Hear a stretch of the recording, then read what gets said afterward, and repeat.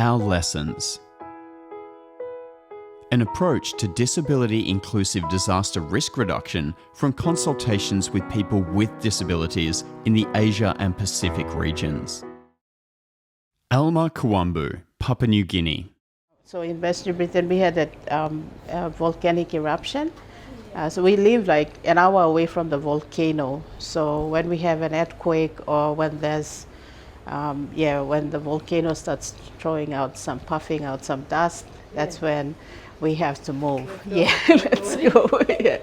So I'm always the first kid in the car. My dad makes sure that I'm in the car first, and then everyone else has to find their own way in, and yeah, off we go. Kaman Waso, Papua New Guinea. There was a prediction from the National Weather team in country that there was a tsunami. There were going to be a tsunami hit coming towards the Mosby. So I was in the house, and people were running to and from, and some even took buses and get on the trucks, and they were driving up the mountain to Sogeri, and it really had a negative impact on myself. I was thinking to myself, how would I survive if everyone think of themselves and they ran away, and if they leave me behind, because I was not getting information correctly.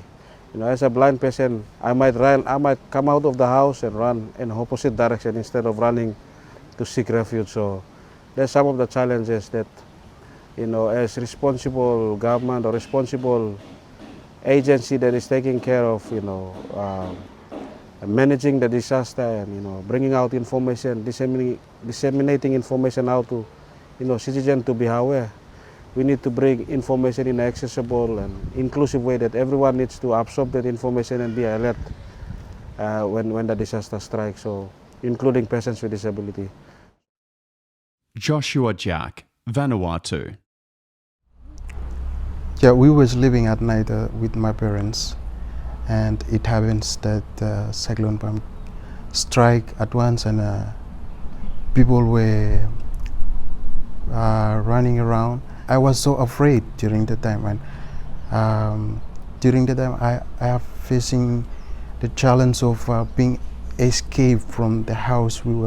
I was so afraid of the cyclone because it is too strong. Like that was category 5, yeah. And through the support of my parents, they had to help me and support me to other house that was safe during the times. Manoka, Ego, Papua New Guinea.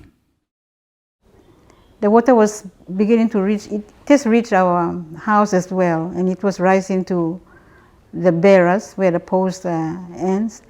And my mom was telling me to pack some of my belongings so that we can go to a higher ground. And I said, Mom, I can't, because you see, how will I can't move out anywhere. And it also affected our drinking water, which was a boring that comes from the ground, because everywhere was flood. So people who could manage were traveling in the dinghy to the shops and to reach the other houses as well. For me, it was so difficult, and for others like me, we were kept in our houses still. Vashkar, Bhattacharjee, Bangladesh. One of my terrible experience I had in 2005, there was a mock drill organized by some international organization in my organization about the earthquake. Earthquake is one of the frequent things happen in Bangladesh. So in that mock drill, we were a few persons with disabilities are working in 4th floor of the building. Many of them are visually impaired with me. So we were excluded from the mock drill. So after 1 hour of mock drill, there was a real earthquake was happening.